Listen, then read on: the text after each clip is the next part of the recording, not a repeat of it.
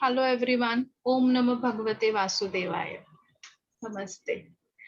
Okay, as जैसे sir ने बोला, आज हम पहला और दूसरा अध्याय करने वाले हैं, लेकिन उससे पहले मैं आपको बताना चाहूंगी कि पहले 3 सेशन आज से जो होंगे, सेकेंड, थर्ड और फोर्थ डे, हम कर्म योगा के बारे में सीखेंगे, जहाँ पे चैप्टर यानी अध्याय 1 से अध्याय 6 तक ये कर्म योग है।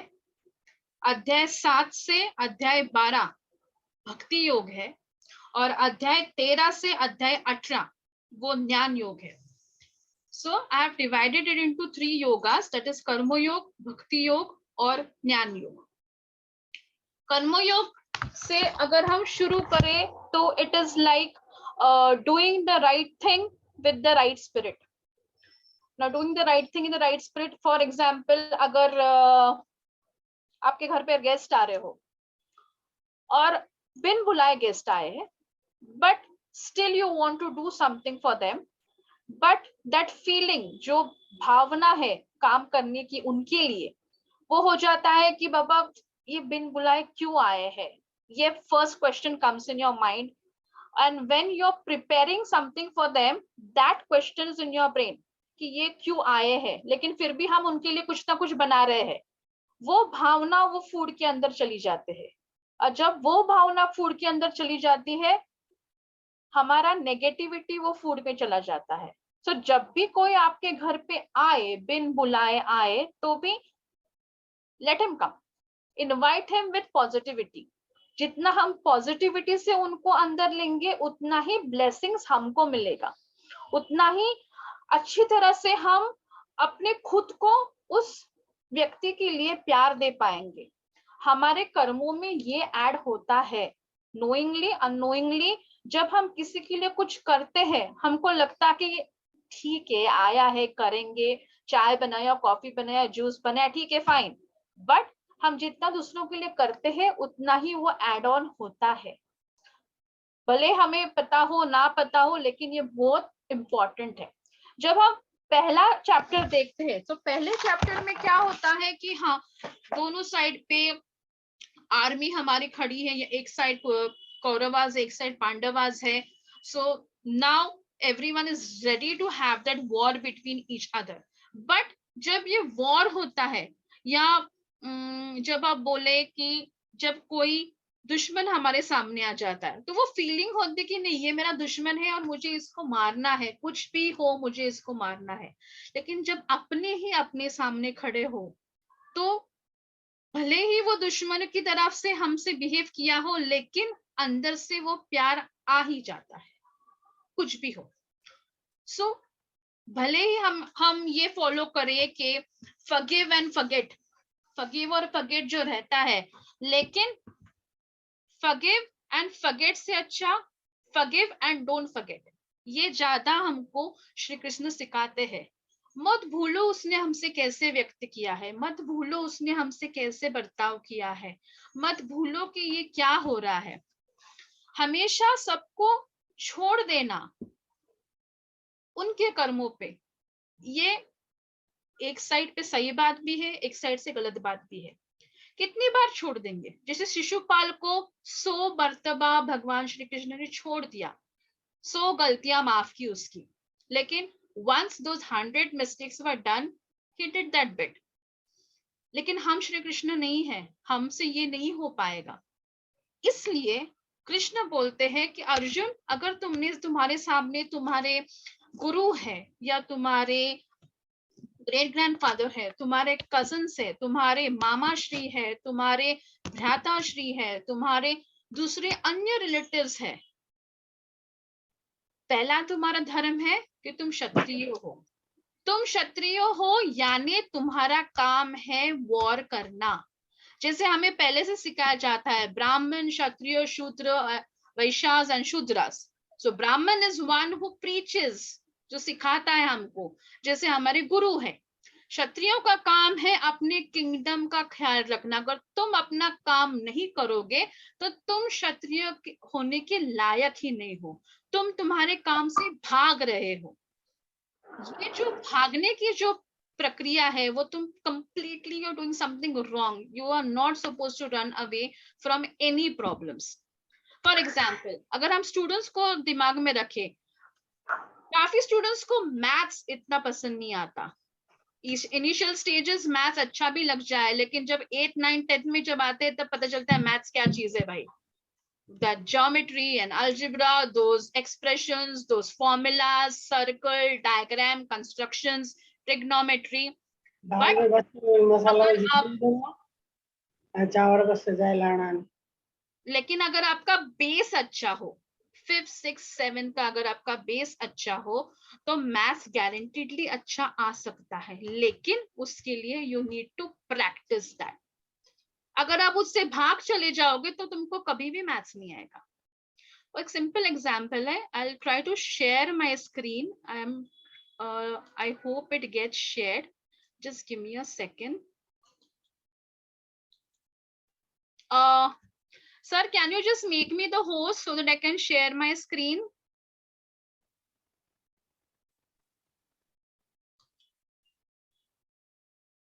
Hello, sir. Yes, done it. Try now. Yeah.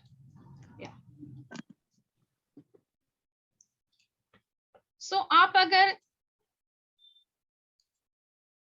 ये देख लो, कर्मा, क्रिया, भक्ति और ज्ञान. So, karma, if you can joyfully involve yourself in any activity, that is karma yoga. If you do it with great effort, only karma will come, no yoga will happen. Okay, so what does this mean? कि जब if you are doing something, यानी आप कुछ खुशी से कर रहे हो तो guaranteedly वो आपका अच्छा ही फल मिलेगा. लेकिन अगर उसको आप पूरी खुशी से ना कर रहे हो तो वो कर्म नहीं होगा, वो गलत होगा. जो मैंने आपको बोला कि जब कोई आपके घर पे आ जाए और आप खाना बना रहे हो, आपको इरिटेट है आप, तो वो खाना अच्छा नहीं बनेगा, वो कर्मा योग में नहीं ऐड होगा, वो कुछ तो भी नेगेटिविटी ऐड होगा.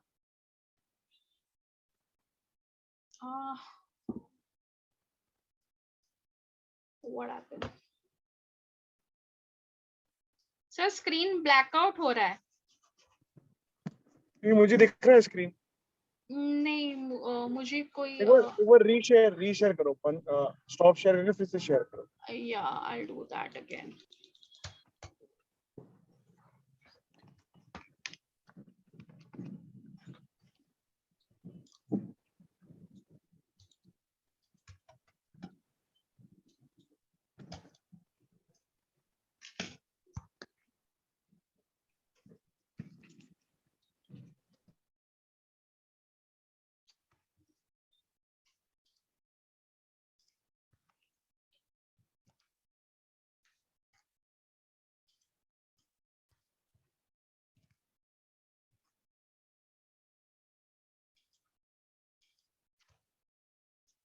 Sir I'll rejoin it. यहाँ पे स्क्रीनिंग ठीक से नहीं आ रहा है. हाँ, कोई बात नहीं, फिर से रीजॉइन कर. हाँ, I'll just rejoin it again.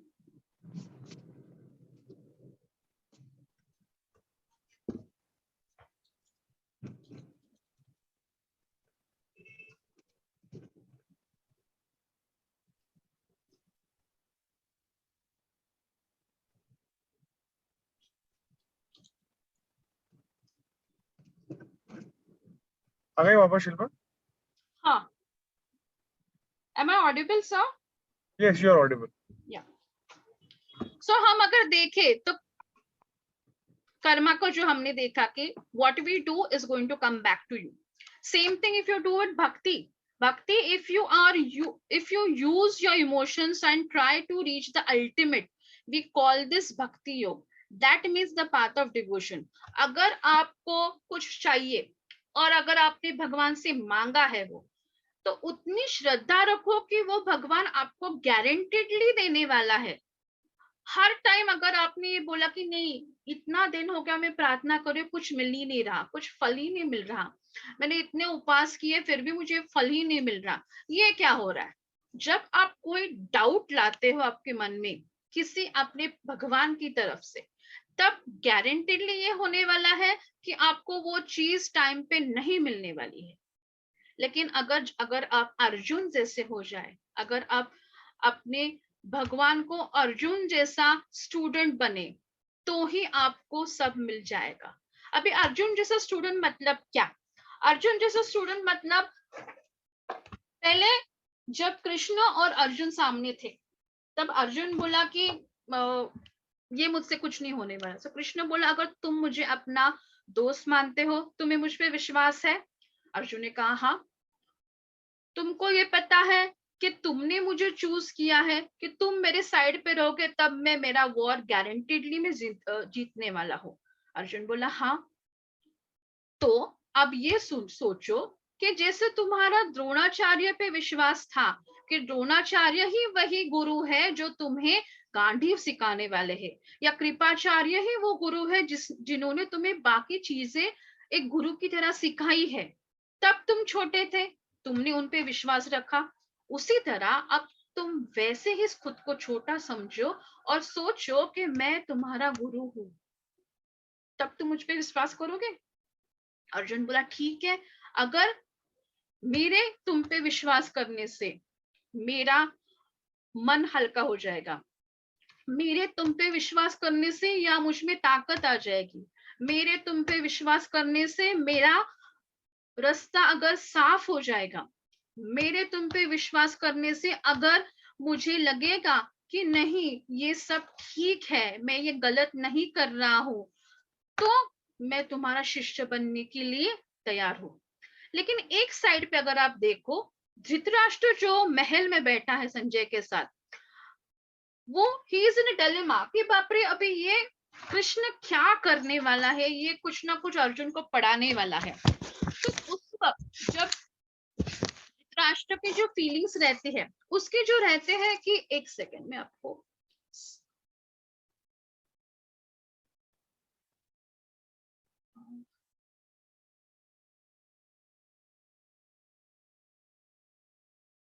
Screen is not shared. फिर से प्रॉब्लम आ रही है शेयर स्क्रीन? हाँ, शेयर स्क्रीन को ही प्रॉब्लम आ रहा है मुझे। तुमने डबल ज्वाइन किया इसलिए तो नहीं हो रहा ऐसा? पता नहीं, लेकिन वहां से मैं निकल आई हूँ, लेकिन फिर भी मुझे वो शेयर स्क्रीन नहीं हो रहा है ठीक से। एक मिनट रुको।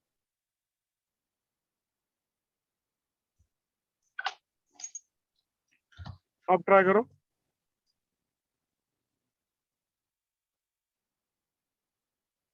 Stop share.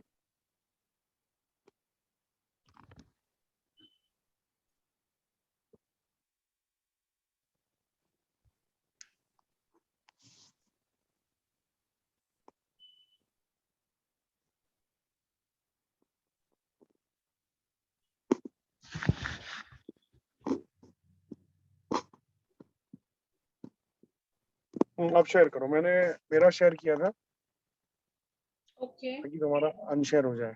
अभी अपना शेयर करो। तो वापस अनएबल टू ज्वाइन बोल रहा है। रुको रुको।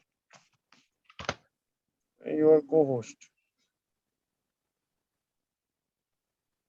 You are unable to rejoin the meeting because you are previously removed by the host. But you're there. Yes, we can see you.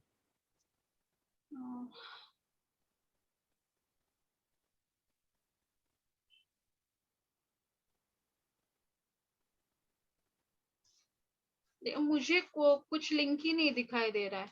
I'm not able to see any one of you. But we can listen to you and we can. मुझे दिख रहे हो आप? You can listen me. Yeah, properly. अच्छे से आवाज आ रही है। Okay, then I'll continue with my work. हाँ, अगर आपकी आवाज नहीं आएगी तो I'll हाँ, remind you कि हमको आवाज नहीं आ रही। sure. So first reason is compassion for relative and resultant bodily symptoms. Second reason, forcing no enjoyment and victory. Third reason, fear of sinful reactions. Fourth reason, harmful ethics of destroying the family. और बाद में जो reason आता है कि मैं अगर war जीत भी जाऊं, वो श्री कृष्ण से बोलते हैं मैं अगर वॉर जीत भी जाऊं तो भी क्या फायदा है, मैं मेरे ग्रेट ग्रैंड फादर को मार रहा हूँ, मैं मेरे भाई को मार रहा हूँ, मैं मेरे मामा जी को मार रहा हूँ, तो ये सब चीजें करके क्या फायदा है।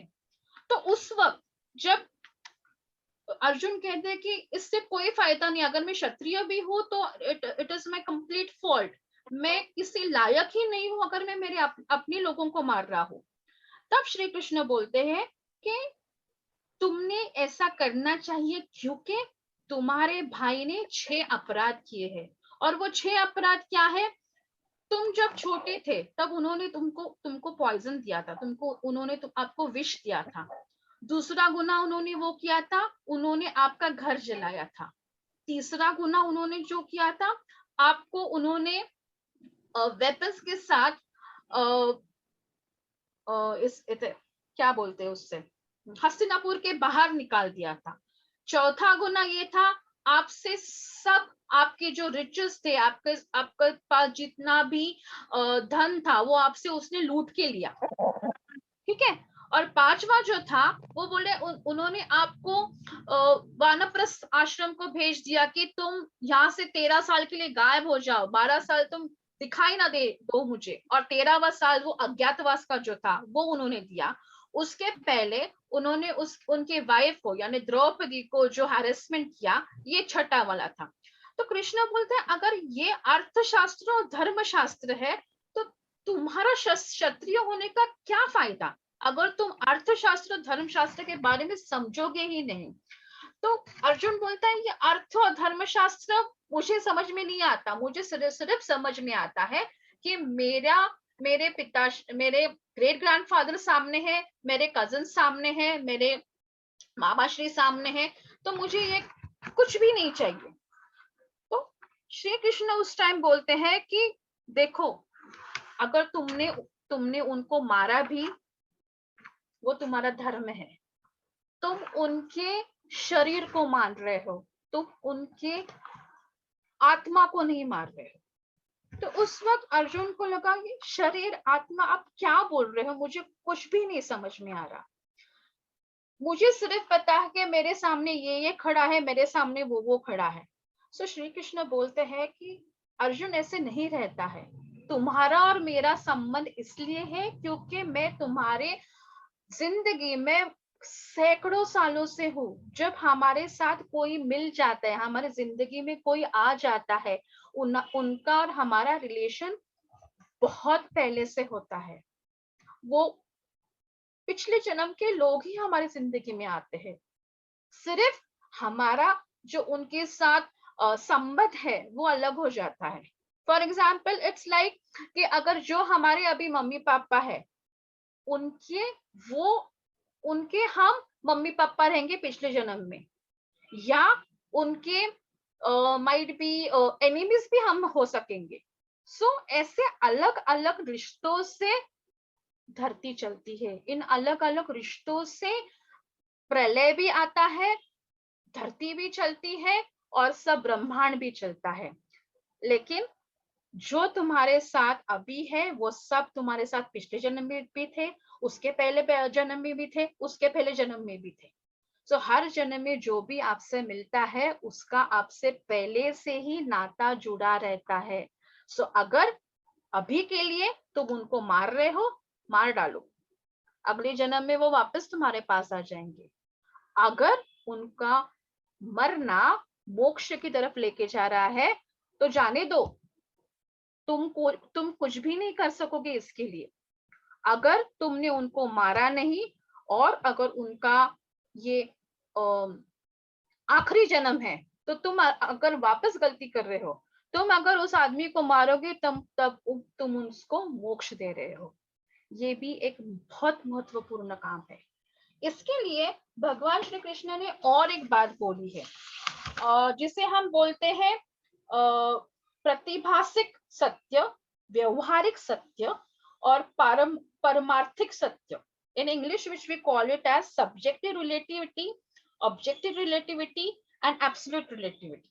अब ये जो सब्जेक्टिव रिलेटिविटी जो है, जिसे हम हिंदी में बोलते हैं प्रतिभासिक, उसमें फॉर एग्जाम्पल अगर हम सनसेट देख रहे हैं, सनसेट आप भी देख रहे हो, सनसेट मैं भी देख रही हूँ, लेकिन मुझे सनसेट देख के अगर खुशी हो रही है तो वो मेरे मन की भावना है, और आपको सनसेट देख के अगर दुख हो रहा है वो आपकी मन की भावना है। इसे हम सब्जेक्टिव रिलेटिविटी कहते हैं, या जिसे हम प्रतिभासिक सत्य बोलते हैं।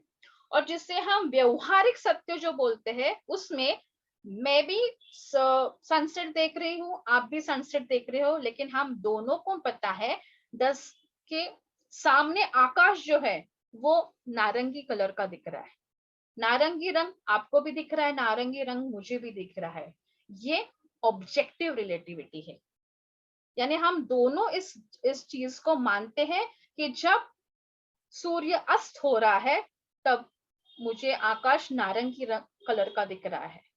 और इसे आप कहते हैं व्यवहारिक सत्य। और पारमार्थिक सत्य यानी एब्सोल्यूट रिलेटिविटी, जब आपको भी ये मालूम है, मुझे भी ये मालूम है कि सनराइज जो है, जब सन उगेगा तो वो ईस्ट से उगने वाला है, और जब सन सेट होने वाला है वो वेस्ट से ही सेट होने वाला है।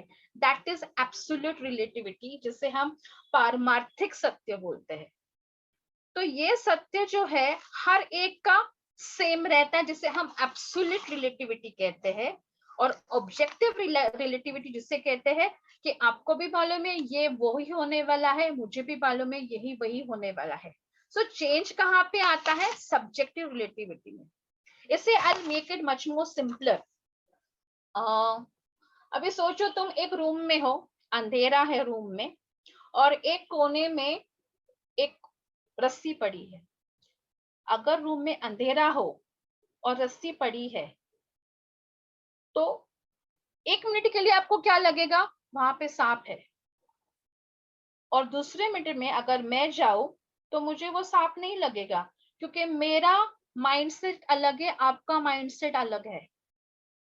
लेकिन अगर वही रस्सी आप थोड़ा सा लाइट में देखोगे तब क्या लगेगा? नहीं, वो रस्सी ही है, वो सांप नहीं है। That is objective relativity. और जब लाइट पूरी आ जाएंगी तो गारंटेडली आपको ये क्लियर हो जाए कि वो सांप नहीं, वो रस्सी ही है। So that is absolute relativity. So जैसे आपके मन की भावना है वैसे हमको सामने वाले दिखाई देता है। इसी तरह जैसे अर्जुन के मन में बहुत सारा प्यार है अपने लोगों के लिए, लेकिन वो सामने वाले को अपने लिए प्यार नहीं है, तो तुम उसको प्यार से मत देखो। उसने जो किया है वो दिमाग में लाओ। तुम जितना प्यार दोगे उतना ही वो तुमको, उसने तुमको प्यार नहीं दिया है, उसने हमेशा छल कपट ही किया है। तो तुम ये सोचो कि तुम्हारा कर्तव्य क्या है, तुम्हारा ड्यूटी क्या है। सो अगर तुमको ऐसा लग रहा है कि तुम उसको मारे, तुम सिर्फ उसके शरीर को मार रहे, तो उसके आत्मा को नहीं मार रहे हो, क्योंकि atma is eternal, it is going to be born again and again. जैसे हम पुराने वस्त्र फेंक के नए वस्त्र लेके आते हैं, नए त्योहार पे नए वस्त्र डालते हैं, उसी तरह जैसे एक शरीर छोड़ जाएगा और वो आत्मा नया शरीर ढूंढ लेगी। तो तुम किसी को नहीं मार रहे हो, तुम सिर्फ उस शरीर को मार रहे हो। So don't get disturb by this thing. अगर तुमको ये लग रहा है कि नहीं, ये कुछ भी, ये सब गलत है, ये कुछ भी सही नहीं है, तो तुम सिर्फ मुझ पे विश्वास रखो। अगर तुमने मुझे चुना है और मेरी नारायणी सेना को नहीं चुना है, तो इसका मतलब है तुम्हारा मुझ पे अटल विश्वास है। तुम्हारा विश्वास ही तुमको आगे लेके जाएगा। अगर तुमको मुझ पे विश्वास नहीं है, तुम कुछ भी नहीं कर पाओगे, कुछ भी नहीं। अगर तुम्हें कुछ करना है जिंदगी में तो मोस्ट इम्पोर्टेंट, तुम मुझ पे विश्वास रखो, अपने आप पे विश्वास रखो। अगर तुम ये दो चीजें कर सकोगे, तुम कुछ भी कर सकोगे जिंदगी में। अगर तुमको ये दो चीजें करने नहीं आई, तुम नहीं कर पाए, यानी तुम जिंदगी में कुछ नहीं कर पाओगे, भले ही आपके पास कितना भी पैसा हो, भले ही आपके पास कितने अभी बैकिंग हो, भले ही आपके पास बहुत सारे दोस्त हो जो आपको हेल्प कर रहे हो, लेकिन अगर आपका खुद पे विश्वास नहीं है, आप कुछ नहीं कर पाओगे। अगर यहाँ पे मैं आपको एग्जाम्पल दूंगी हनुमान जी का। जब हनुमान जी को लंका में जाना था, और तब हम राम जी को पता नहीं था कि अभी ये कैसे पार करेगा? तब हनुमान जी का जो अपने ऊपर विश्वास था कि मैं सूर्य को छू कर लंका जा सकूंगा, वो जो इतना बड़ा समुद्र है वो मैं पार कर सकूंगा, क्योंकि मुझे मेरे भगवान राम पे विश्वास है, मुझे मेरे भगवान राम के अस्तित्व का विश्वास है, तो मैं कुछ भी कर जाऊंगा। और वो उन्होंने किया। उसी तरह से उन्होंने जो पर्वत लाया हिमालय से, जब लक्ष्मण जी को बाण लगा था इंद्रजीत का, तब भी उनको विश्वास था कि मैं उड़ के हिमालय जाऊंगा, मुझे अगर जड़ी बूटी पता भी ना हो, मैं वही पर्वत उठा के यहाँ पे ले आऊंगा और अपने राम जी के भैया जो लक्ष्मण जी है उनको मैं बचा पाऊंगा। यही विश्वास जब कृष्ण जी बोलते हैं अर्जुन को, जब वो कर सकता है तो तुम भी कर सकते हो। तुम ये सब ध्यान में रखो कि तुम्हारे जिंदगी में तुम्हारे भाइयों ने, तुम्हारे काका जी ने, तुम्हारे ग्रेट ग्रैंडफादर ने अच्छे कर्म किए हैं, लेकिन अच्छे से ज्यादा बुरे कर्म किए हैं। उन्होंने इनिशियली बहुत प्यार दिया है, लेकिन वो प्यार में कपट था, वो प्यार में छल था। तो तुम वो छलावा जो तुम्हारे साथ हुआ है, तुम्हारे भाइयों के साथ हुआ है, तुम्हारे माताजी के साथ हुआ है, तुम्हारे पत्नी के साथ जो हुआ है, वो तुम बिल्कुल मत भूलो। अगर तुम ये सब चीजें भूल जाओगे और उनको माफ भी कर डालोगे, वो वापस वैसे ही बिहेव करेंगे जैसे वो इतने सालों से कर रहे हैं। तुम्हारा इंद्रप्रस्थ जो है वो भी लेके जाएंगे, तुम जितने जिंदा हो तुमको भी मार डालेंगे, तुम्हारी पत्नी को मार डालेंगे, तुम्हारे बच्चों को मार डालोगे, तो इसमें तुम्हारे कर्म निगेटिव आएंगे। फॉर एग्जाम्पल, अगर हम कार ड्राइव कर रहे हैं लेकिन हमको राइट जाना है, लेकिन हम इंडिकेटर लेफ्ट का लगाएंगे, तो गलती किसकी है? हमारी है। जिस रास्ते जाना है उसी रास्ते जाओ, दूसरा रास्ता पकड़ के मत जाओ। You are misguiding someone. जब हम किसी को मिसगाइड करते हैं, you are including the wrong karmas in your life. That is the biggest sin which you are doing in your life। जब हम दूसरों को जितना blessings दे सकेंगे, जितना हम भले हो कितना भी बुरा दुश्मन हो, उसको हम blessings जितना देंगे, उतना ही वो अच्छे कर्मों में हमारे ऐड होगा। So यहाँ श्री कृष्ण बोलते हैं, even if you are killing your relatives, you are blessing them by changing that body into another body। तुम उनको मोक्ष भी दे रहे हो और तुम उनको दूसरी शक्ति दे रहे हो शरीर की, जो उनके बुरे कर्म, जो ये जन्म में उन्होंने जो बुरे कर्म किए हैं, वो कर्म अच्छे हो जाएंगे। सो कर्म जो है बहुत बहुत ज्यादा इंपॉर्टेंट है हमारी लाइफ में। अगर तुम भक्ति भी ना करो तो भी चल जाएगा, तुमको ज्ञान ना मिले तो भी चल जाएगा, लेकिन अगर तुम्हारे कर्म बुरे हो तो तुम्हें कहीं भी कभी भी मोक्ष नहीं मिलेगा। कभी भी तुम इस लाइफ के जंगल से बाहर ही नहीं निकल पाओगे। जितने भी 8800 स्पीसीज जो है, या जो बोलते हैं 88 स्पीसीज 1000 स्पीसीज है, पता नहीं actually how many actually species are there, लेकिन अगर हमको ये शरीर मिला है जहां हम एक दूसरे की हेल्प कर सकेंगे, एक दूसरे को प्यार दे सकेंगे, एक दूसरे को आसरा दे सकेंगे, उससे अच्छी बात कोई भी नहीं है। देखो, अगर हमें पता नहीं अगला जन्म हमारा किसी स्कॉर्पियो का होगा, या we might be a snake, we might be a lion without a brain, right? अगर हम किसी को जाके खा भी डाले तो भी हमको कुछ नहीं होगा, because we are part of the ecosystem. Ecosystem में जो रहता है हम सब मिले हुए हैं, राइट? जब हम मछली को अगर किसी बड़ी मछली ने खाया वो उसका काम है, बड़ी मछली को अगर किसी क्या बोले क्रोकोडाइल ने खाया वो भी उसका काम है। अगर क्रोकोडाइल को किसी ने मार भी डाला, अगर लायन ने क्रोकोडाइल को मार दिया, वो लायन का काम है। उस लायन को किसी हंटर ने मारा, वो हंटर का काम है। उस हंटर को किसी और ने मारा, वो उसका काम है।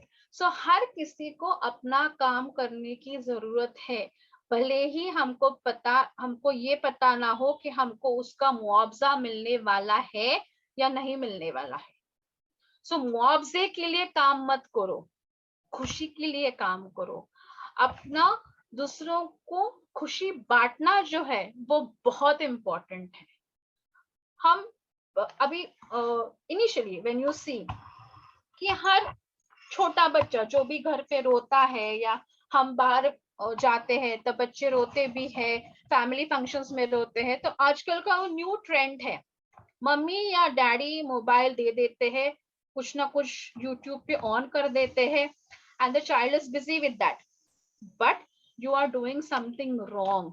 तुम एक माता और पिता हो, तुम्हारी ये जिम्मेदारी है to take care of that baby by taking it in your arms. Take that baby for a round, उसको घुमा के लेके आओ, उसको चुप कराओ अपने प्यार से, ना कि वो मोबाइल से। मोबाइल से आपको भी पता है कि कितना प्रॉब्लम्स होता है, हमको ही प्रॉब्लम्स होता है। We are becoming no doubt techno savvy, but उसके दुष्परिणाम भी काफी है।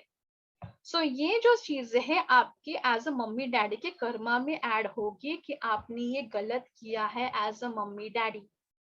आपको भगवान ने एक प्यारा सा बच्चा दिया है जिसको आपको बड़ा करना है, और उसको बड़ा करने में आपकी प्यार की जरूरत है, आपके डांट की भी जरूरत है, आपके संस्कारों की जरूरत है, आपकी हेल्प की जरूरत है, ना कि कोई मटेरियल चीज की जरूरत है।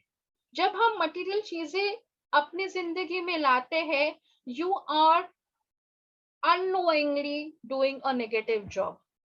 हम इवन अब अभी अब देखो, हम डिनर करने जाते हैं, हर एक बंदा जो है सेल्फी ले रहा है, ये फोटो वो फोटो। अरे भाई, कितने सेल्फी लोगे?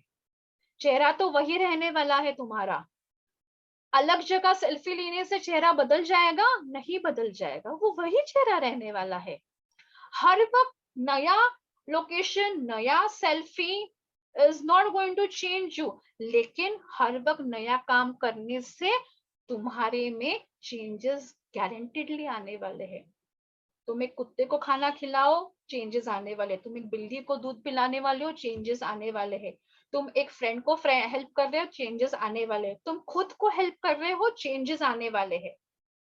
जैसे मैंने लास्ट टाइम भी बोला था, आप अगर खुद से इतना प्यार करो कि वो कर्म में ऐड हो जाएगा, और गारंटेडली आपको ये होगा कि आप दूसरों को भी उतना ही प्यार करोगे, भले हो कोई भी सामने हो, आपका पहचान वाला हो, जान पहचान वाला हो या ना हो। हम जितना खुद को प्यार करेंगे, उतना ही प्यार हम सामने वाले को दे पाएंगे।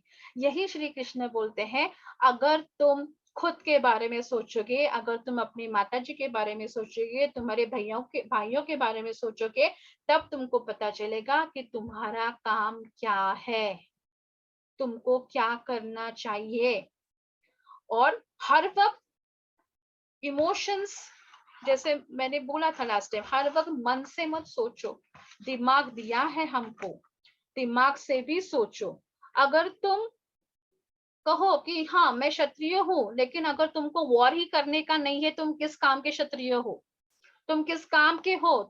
तुम गांडी उठाने के लायक नहीं हो, तुम राजा बनने के लायक नहीं हो, तुम किसी लायक ना हो, क्योंकि तुम क्षत्रिय होकर भी कुछ भी काम नहीं कर रहे हो। जब तुम एक वॉर के लिए खड़े हो या किसी के सामने खड़े हो, वहां पे attachment, lust, anger, delusion, loss of intelligence, ये बहुत इंपॉर्टेंट। ये जो ऑब्जेक्टिव्स है कि ठीक है, गुस्सा आया, मैंने गुस्सा दिखाया, लेकिन वो गुस्सा जो दिखाया है, that is the result of whatever that person has done to you. You are showing the love because that person has shown you the love. You are helping that person because that person has helped you. Everyone is with you just because they want something from you. तो तुम यहाँ पे अभी war पे खड़े हो क्योंकि तुम्हारी माताजी को पता है कि तुम वॉर करने वाले हो। उनका जो आत्मसम्मान चला गया है, द्रौपदी का आत्मसम्मान जो चला गया है, वो तुम उनको देने वाले हो। तो उनका अगर विश्वास तुमने तोड़ा तो तुम किसी लायक नहीं रहोगे। सो किसी का विश्वास तोड़ना ये सबसे बड़ा गुनाह है। भले तुम उससे बात ना करो, लेकिन किसी का विश्वास जब टूट जाए तो वो आदमी या वो कोई भी हो, वो आप पे कभी भी विश्वास नहीं रखेगा। वैसे ही भगवान का है। अगर आप ये भगवान, वो भगवान, ये भगवान, सब भगवान को अगर आप परेशान करो एक साथ, कोई भी भगवान आपके साथ नहीं खड़ा रह पाएगा। ये बोलेगा सब जगह जाता है, किसी एक पे निष्ठा ही नहीं है। नो डाउट वी से ऑल गॉड्स आर वन, हर एक भगवान एक ही है। लेकिन कभी कभी ऐसे हो जाता है कि एक भगवान से हमारी ट्यूनिंग इतनी अच्छी बन जाती है कि हम बात कर पाते हैं। जैसे सर ने लास्ट टाइम बोला था कि आप जब तक मांगोगे नहीं मिलेगा नहीं। तो जब तक आप हेल्प नहीं मांगोगे भगवान से, भगवान हेल्प नहीं करेगा।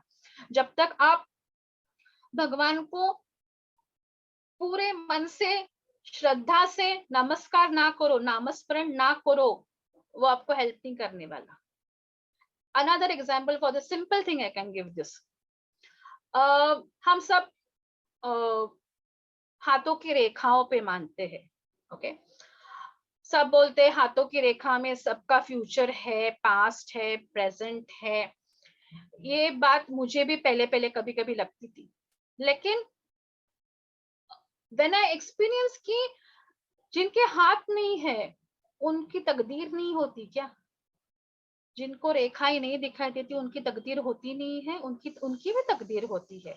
तो ये सब हमारा माइंडसेट है, ये सब हमारे भगवान ने लिखित है।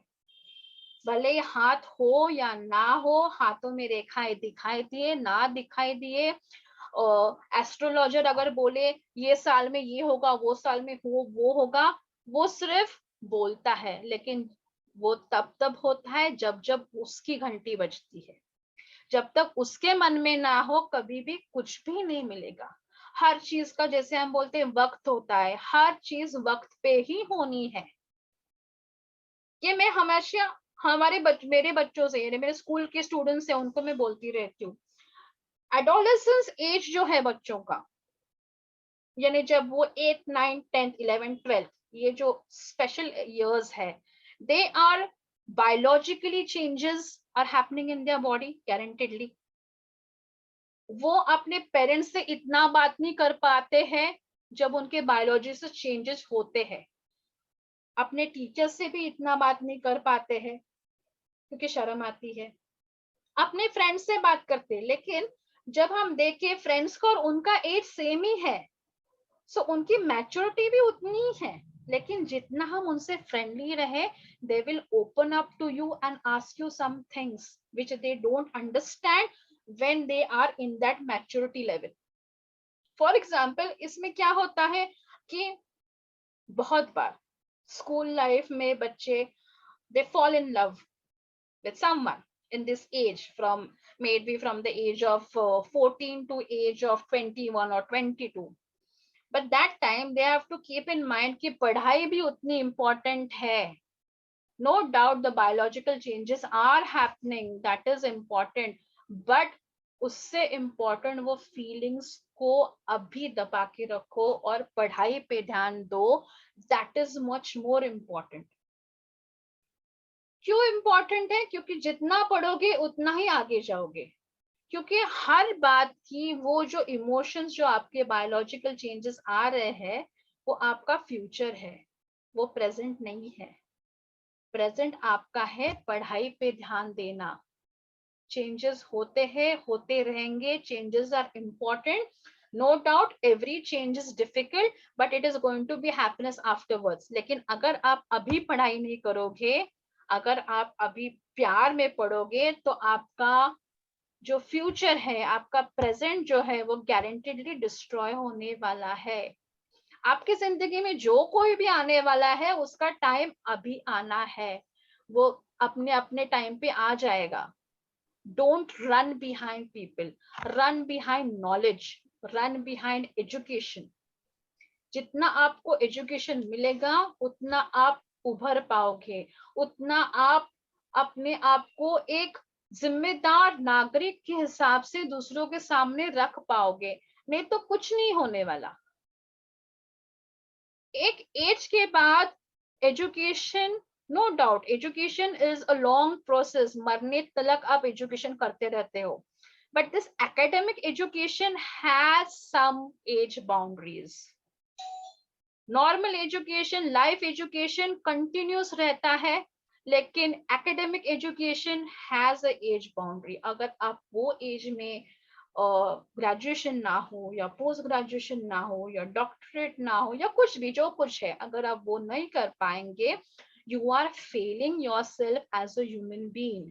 वैसे ही कृष्ण अर्जुन को कहता है, अगर अभी गांडीव नहीं उठाया, अगर तुमने अभी रोना बंद नहीं किया, अगर तुमने अभी वॉर नहीं किया, तो you are a failure as a human being, you are a failure as a क्षत्रिय।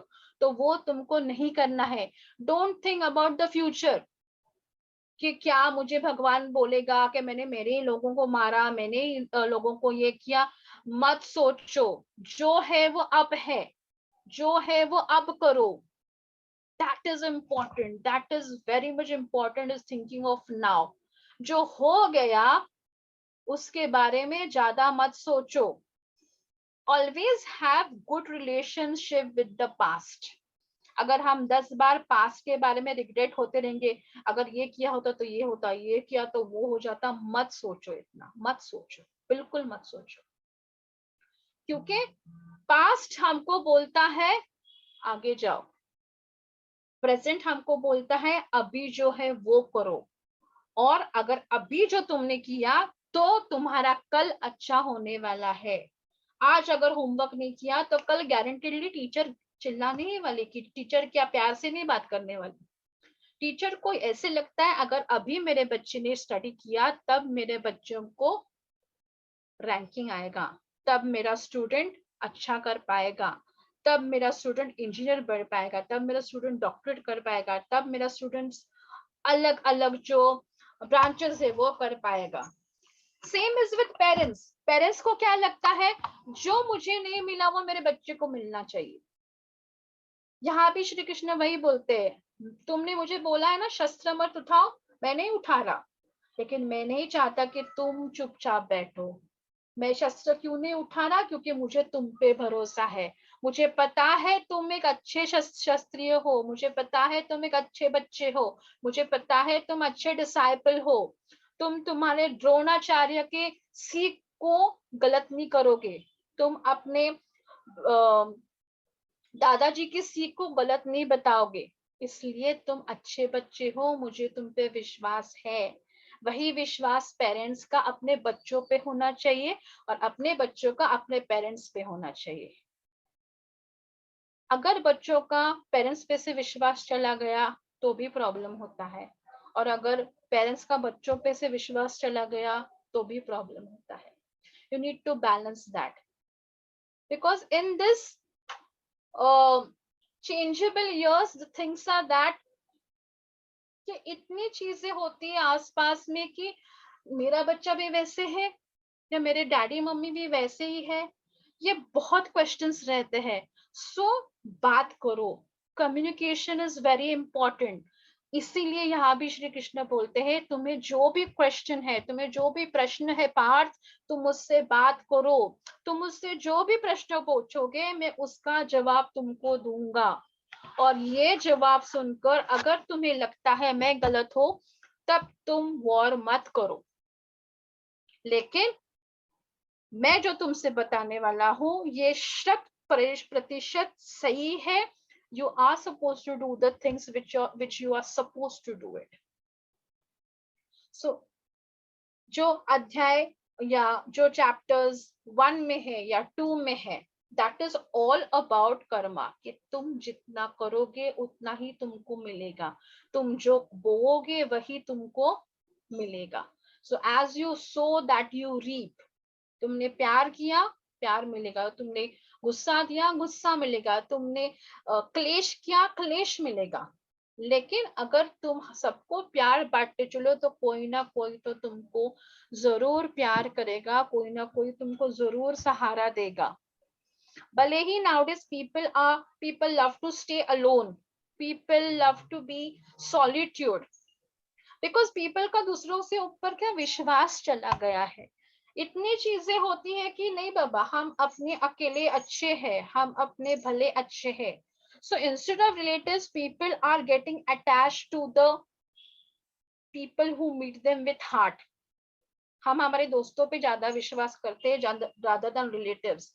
ठीक है, बट ऐसे दोस्तों बनाओ जो आपके साथ till the end they are not betraying you. एक बात ध्यान में रखो, आपका बेस्ट फ्रेंड ही आपका बेस्ट एनिमी रहता है। दिस इज वेरी इंपॉर्टेंट, क्योंकि हम अपने बेस्ट फ्रेंड को सब चीजें बता देते हैं, सब चीजें प्यार से बता देते हैं, लेकिन आपका बेस्ट फ्रेंड ही कभी कभी अगर गलती से दुश्मन बन जाए तो उसको सब पता चलता है, तो हमको टैकल करने में उसको बहुत आसानी हो जाती है। So best friend is always a best enemy, और जितना हम एनिमी के पास जाए उतना ही हमारा बेस्ट फ्रेंड भी अच्छा हो जाता है। What is this? That means that अगर हमें पता चले कि हमारे एनिमी के नेक्स्ट स्टेप्स क्या है, तो जो हमारा फ्रेंड है, नॉर्मल फ्रेंड है, वो आपके साथ हमेशा रहेगा, लेकिन आपका बेस्ट फ्रेंड कभी भी आपका बेस्ट फ्रेंड हमेशा के लिए नहीं रहेगा। Best friends keep on changing, which should not be. तो किसी पे अगर भरोसा करो तो सब सोच के भरोसा करो, आंख मूंद के भरोसा मत करो। लेकिन अगर आपको खुद पे भरोसा करना हो तो yes, you have to blindly believe in yourself, you have to blindly believe in your God.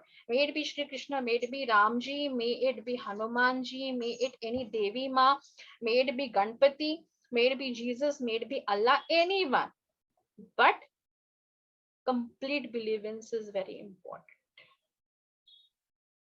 Sir, I am done for today from my side. Can I also add something? थोड़ा बहुत Yes बोलूं sir, मैं? yes sir. तो अच्छा, Abbas has a question. So let's go to questions first. Abbas, So, yes, you can ask the yes question. Abbas.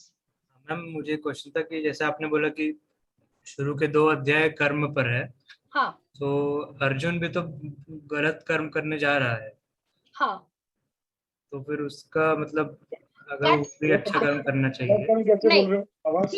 he is not doing a wrong karma, Abbas, over here.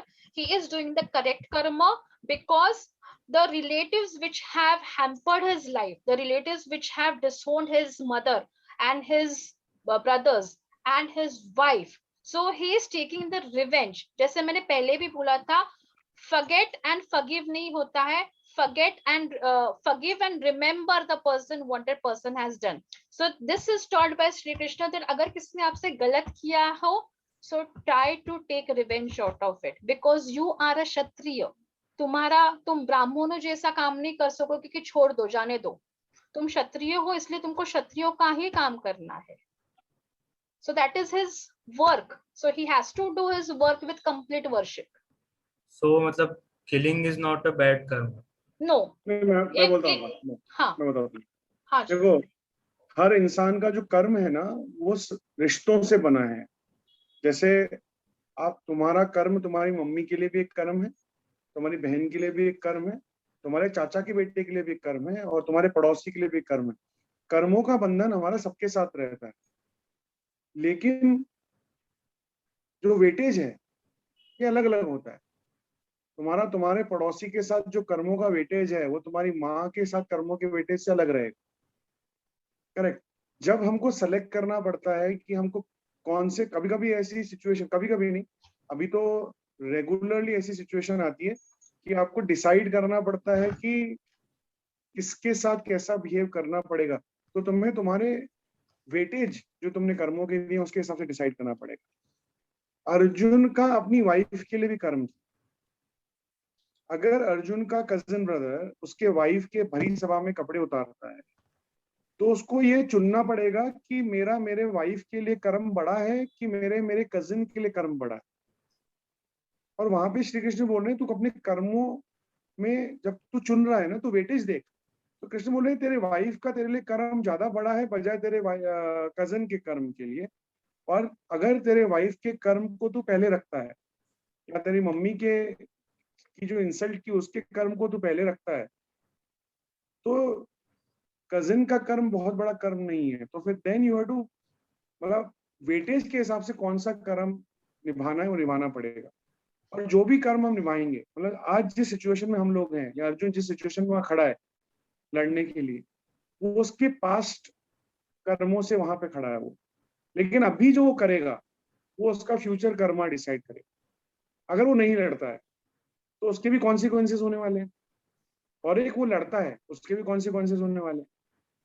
तो consequences तो, क्योंकि time is flying और कर्मों का result आने वाला है, तो आने वाले टाइम में जो कर्म हो रहा है उसका रिजल्ट तो उसको भोगना ही है। तो प्रेजेंट में उसको वेटेज डिसाइड करना है कि मेरी माँ और मेरे भाई और मेरी वाइफ का जो कर्म है, धर्म और कर्म है मेरा, उसको पहले निभाऊंगा, कजिन को बाद में करूंगा। और उस कर्म को निभाते हुए अगर मुझे उसको मारना पड़े तो मैं मारूंगा। पर सर माना कि जैसे अर्जुन के साथ गलत हुआ, द्रौपदी के साथ गलत हुआ, but war is not the solution ना, मतलब एक दूसरे को मार के क्या नहीं, मिले? सी नहीं, but war is not solution for Arjun, but सामने वाला तो वॉर में ही लगा हुआ है ना। सामने वाला जो है वो तो यही बोल रहा है कि war is the only solution. तो अभी अर्जुन के पास दो है, या तो सरेंडर कर दे, अगर वो ऐसा माने कि war is not the solution तो सरेंडर कर दे। और सरेंडर करने के बाद उसके भाइयों के और उसके मम्मी के और उसके वाइफ को सबको कॉन्सिक्वेंस भुगतना पड़ेगा।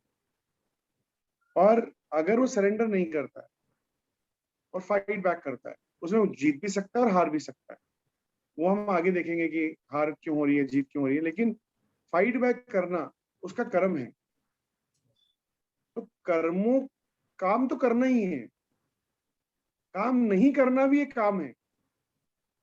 If you do not do something that is also Karma, and every Karma will have its own result. कर्म का फल आता है।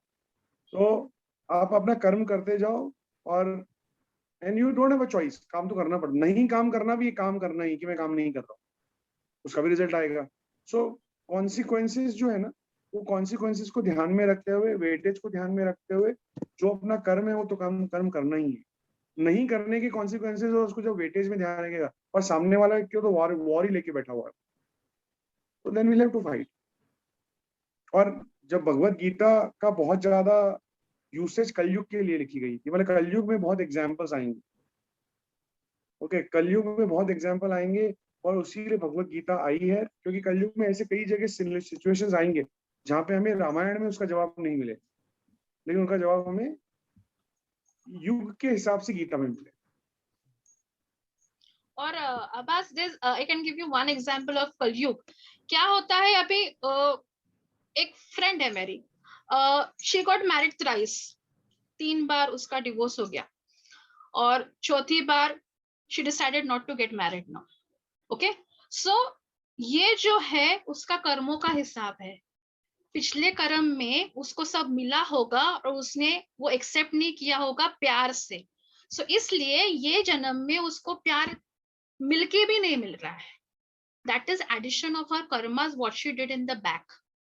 सो सेम थिंग, अगर अर्जुन ने अभी वॉर नहीं किया तो as a kshatriya he is a failing. For example, as a teacher if I am saying कि नहीं बाबा मैं ठीक से नहीं पढ़ा रही हूँ, सो अगले जन्म में जो मुझे नॉलेज है that will be white out, no use of my work. So this is wrong. What work is assigned to you, you're supposed to do that work. May you like it, may you not like it.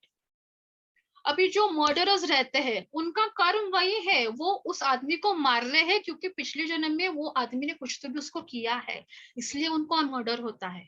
जो लोग suicide करते हैं उन्होंने पिछले जन्म में कुछ किया है, इसलिए उनको वो मेंटालिटी हो जाती है, no I should end my life, I am not worth living. So that feeling is related to your past lives.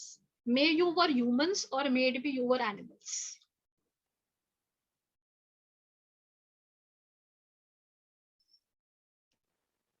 Anyone has any? Manvinder ma'am. हाँ जी मैम, यू सेड रिवेंज जो है वो it's okay, but in spirituality we we learn that किसी के प्रति ऐसी भावना रखनी ही नहीं ठीक से होती, तो how is it justified? मतलब it's very बड़ा वो लग रहा है, contradictory कि revenge होना चाहिए या नहीं होना चाहिए, ऐसा फील आनी चाहिए किसी, बिकॉज वी थिंक कि सामने वाले को इतनी बुद्धि नहीं है कि उसने ऐसा हमारे साथ कर दिया, but we have our minds that मतलब हमारा बड़ा दिल जैसे कह दो कि है कि चलो आपने अपनी बुद्धि के अकॉर्डिंगली किया, हम अपनी बुद्धि के अकॉर्डिंगली हम आपको माफ करते हैं, तो what is right and what is not? अभी some things are like this, that sometimes revenge is okay. जैसे हम अर्जुन के हिसाब से देखें that revenge is okay, but sometimes ऐसे होता है कि forget it, as you said, it is contradictory, depends upon your mind. If you are spiritually woken up कि होता है जाने दे, भगवान देख लेगा क्या करने का है उसको. So sometimes forgetting and forgiving is also okay, but maximum time forgiving and not forgetting is also okay. लेकिन अगर आप रिवेंज ले पा रहे हो तो एक पॉजिटिव से रिवेंज ले लो. फॉर एग्जाम्पल, अगर आपके कलीग्स कोई प्रोग्राम हो and you both are anchors, you and your friend, हर एक फंक्शन में अगर आप एंकर हो रहे हो और आपके फ्रेंड को चांस नहीं मिल रहा है and that lady is not okay with that, she wants that anchoring to be done from her side. So आप ऐसे भी कर सकते हो कि नेक्स्ट टाइम अगर आप आपके सर से बात कर लो कि नहीं आप नेक्स्ट टाइम एंकरिंग उसको दे दो, ओके.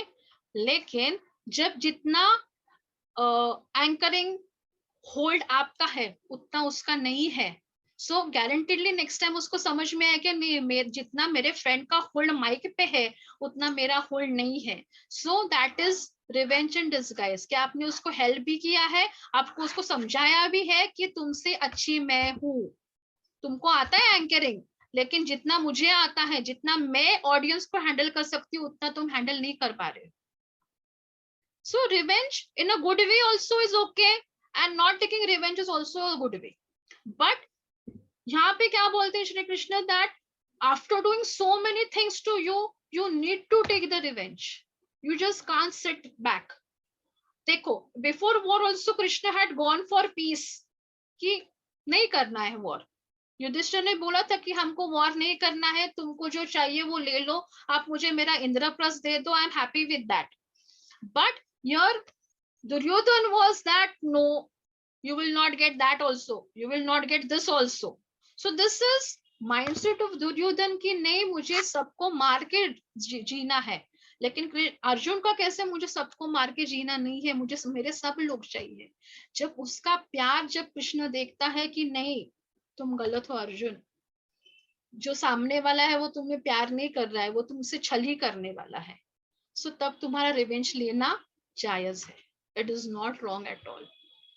लेकिन अगर सामने वाला ओके फ्रेंड रिलेशन से वापस आ रहा है, ठीक है, छोड़ दो, जो गलती की है माफ कर दो उसको. माफ करके भी हम अपने फ्रेंड्स को पास में लाते हैं. जब अपना फ्रेंड गलती कर देता है, भी okay fine, you are my best friend, you are my friend, ठीक है, गलती हो जाती है, भाई से गलती हो जाती है, बहन से गलती हो जाती है, लेकिन कभी कभी कुछ गलतियां ऐसी होती है जो माफ करने लायक भी नहीं रहती.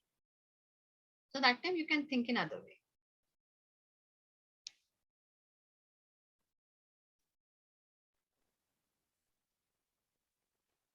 तो सिंपल ये है कि आप अवॉइड करो जितना हो सके, लेकिन कई बार सिचुएशंस आपके सामने इस तरीके से आती हैं कि you have only one way out, और when you have only one way out, you tried everything, then if that is the way out, then that is the way out, nothing else. That is the way out. Correct. लेकिन आप कोशिश तो कर ही रहे हो. जैसे madam ने बोला कि वो गए, पीस की बात की, हमें नहीं करना है, सब समझाया, सब कुछ किया.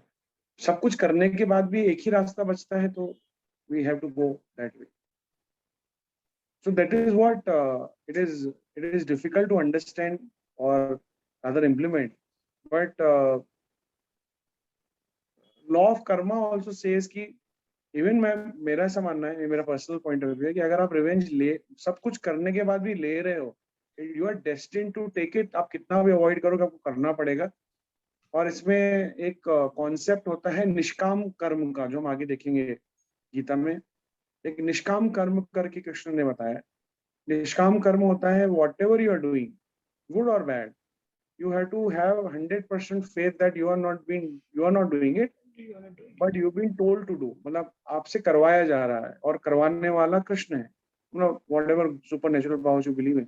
Correct. और तभी आप कर्मों के बंधन को काट सकते हो. Correct. Very true. क्योंकि हम किसी का भला भी कर रहे हैं. समझिए आज मैंने किसी की मदद कर दी, तो भी वो कर्म काटने के लिए मुझे फिर से जन्म लेना पड़ेगा, इसी जन्म में उनके साथ रिएक्ट करना पड़ेगा और उनको मेरे पे भला करना पड़ेगा, सो सेट ऑफ करने के लिए. तो इसका मतलब किसी का भलाई करना भी अच्छा नहीं होता है, because then you are not coming out of the circle. बुरा करने में भी सेम. तो उसका सोल्यूशन जो बताया वो निष्काम कर्म बताया है. निष्काम कर्म का सिंपल मतलब है जो भी आप कर रहे हो, अच्छा या बुरा, वो इसलिए हो रहा है, इसलिए कर रहे हो क्योंकि आपसे करवाया जा रहा है. ओके, बट उसके लिए 100% सरेंडर आना बहुत जरूरी है. अगर 100% सरेंडर नहीं है और अगर हम ऐसा बोलते हैं कि मेरे से करवाया जा रहा है इसलिए मैं कर रहा हूँ, तो भी आपको फिर उसी कर्म को भोगने के लिए फिर से सर्कल में जाना पड़ता है. सो सरेंडर, इसलिए सबसे पहले सरेंडर की बात करते हैं हम कि सरेंडर सबसे important. 100% surrender. The more you surrender, the more you will be out of this circle of living and death. जो हम मोक्ष बोलते हैं कि हमको मोक्ष चाहिए, हमको सब स्पीसीज, हमारा जन्म हो गया और हमको अभी भगवान के चरणों में रहना है. So the more you do your work on time, or maybe do it with complete surrender, or maybe complete faith on yourself and your God, you will be earlier you can get that moksha. So अभी I think today is the second lesson, but we will also discuss आगे जाके हम destiny और free will की बात भी करेंगे कि डेस्टिनी क्या होती है, फ्री विल क्या होती है. और anything you are getting confused, it's okay because you are supposed to get confused. Okay, don't worry.